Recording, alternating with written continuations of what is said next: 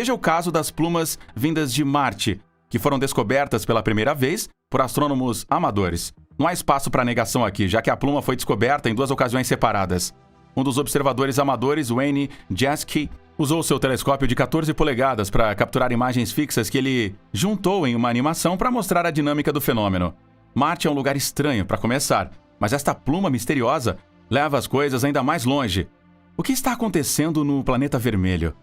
As plumas foram vistas subindo a altitudes de mais de 250 quilômetros acima da mesma região de Marte em ambas as ocasiões.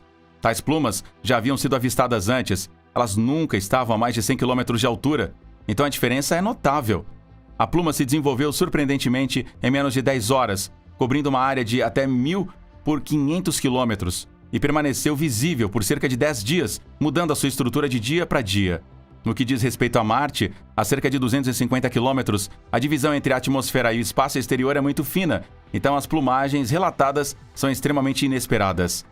Você pode se perguntar por que foi um grupo de astrônomos amadores e não a NASA que avistou esta estrutura de pluma primeiro.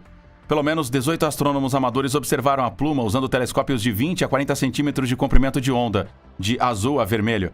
A NASA realmente tem um número de naves orbitando Marte, mas nenhuma delas avistou esta pluma por causa de suas geometrias de visão e condições de iluminação na época. No entanto, quando os cientistas verificaram imagens do telescópio espacial Hubble, arquivadas entre 1995 e 1999, e bancos de dados de imagens amadoras tiradas de 2001 a 2014, eles descobriram nuvens ocasionais nos limites em Marte, embora geralmente só estivessem a até 100 km de altitude. Mas um conjunto de imagens do Hubble de 17 de maio de 1997 revelou uma pluma anormalmente alta, semelhante àquela manchada por astrônomos amadores no ano de 2012. Mas o que é responsável por esta pluma gigante que vem de Marte? Os cientistas conseguiram inventar várias teorias, e algumas delas são realmente bem interessantes. Vamos começar com a localização. A pluma foi suspirada sobre a região da Terra Ciméria, centrada a 45 graus de latitude sul. Esta área inclui a matriz de campos magnéticos de listras de Tigre, que vem concentrações de depósito de minério de ferro. Os depósitos de minério foram descobertos pelo magnetômetro Mars Global Surveyor durante manobras de baixa altitude no início da missão em 1998. Antes deste avistamento da pluma, os observadores registraram eventos aurora sobre esta área. Eles foram resultado da interação do campo magnético marciano com correntes de partículas energéticas que brotavam do Sol. Entretanto, se estas plumas são auroras, elas teriam que ser mais de 1000 vezes mais brilhantes do que aquelas observadas sobre a Terra. Mas essa não é a única questão com essa explicação da pluma maciça. Outro problema é a altitude. Todas as auroras avistadas nesta região não ultrapassam 130 km de altura, que é cerca da metade da altura desta pluma. Mesmo na Terra, as auroras são mais curtas. Elas não vão além das altitudes ionosféricas ou cerca de 100 km. Como já mencionado, a atmosfera marciana a 200 km é excessivamente tênue, e a produção de auroras persistentes e muito brilhantes a tal altitude parece altamente improvável. Algo mais a considerar é a duração das plumas, que duraram cerca de 10 dias para cada avistamento. Arcos aurorais na Terra só podem durar horas e não dias. O campo magnético da Terra funciona como um condensador que armazena partículas carregadas do Sol. Algumas dessas partículas são descarregadas e produzem os ovais e arcos aurorais. Mas em Marte, não há um armazenamento capacitativo equivalente de partículas. Auroras sobre Marte são basicamente o que você vê e é o que você obtém ou vem diretamente do Sol. Correntes concentradas de alta energia solar que persistem por este longo tempo são simplesmente inauditas. Bem, tem havido outra explicação para esta misteriosa pluma em Marte. Isso tem a ver com poeira ou cristais de gelo. No entanto, o mesmo problema aparece aqui. Como? As tempestades de poeira marciana normalmente levantam poeira até 60 km, mas isso ainda é significativamente mais curto do que a pluma. Os redemoinhos marcianos levantam partículas de até 20 km. No entanto, esta é a segunda explicação envolvendo cristais de gelo ou dióxido de carbono e água, que os pesquisadores pensam ser mais confiável. Mas, em ambos os casos, as partículas têm que ser concentradas e sua refletividade deve ser responsável pelo brilho total das plumas. Os cristais de gelo seriam mais facilmente transportados para estas alturas e também seriam mais altamente reflexivos. Há uma terceira explicação, no entanto, proposta pela Agência Espacial Europeia, ESA.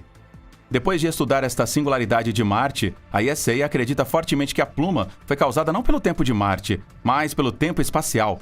O Sol interage com os ambientes planetários, como até mesmo astrônomos amadores lhe dirão.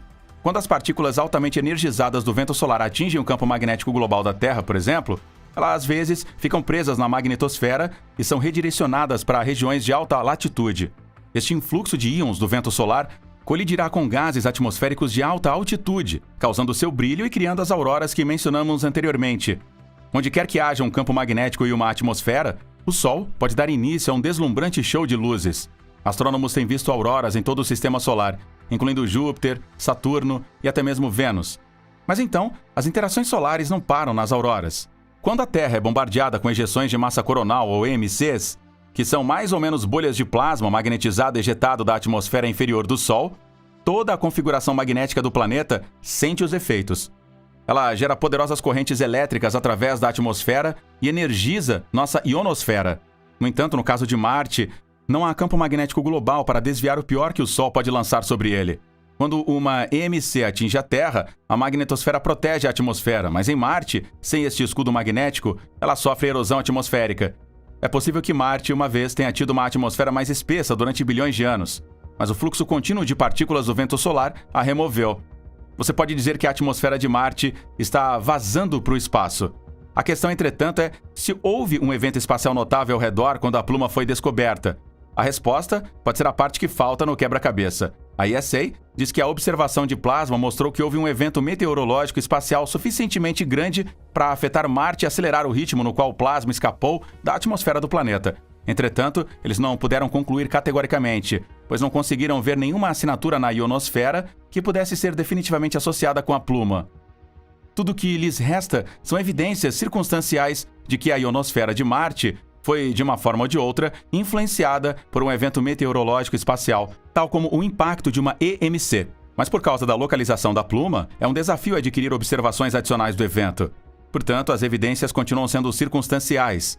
Então, o júri ainda está fora sobre o que causou a pluma em Marte.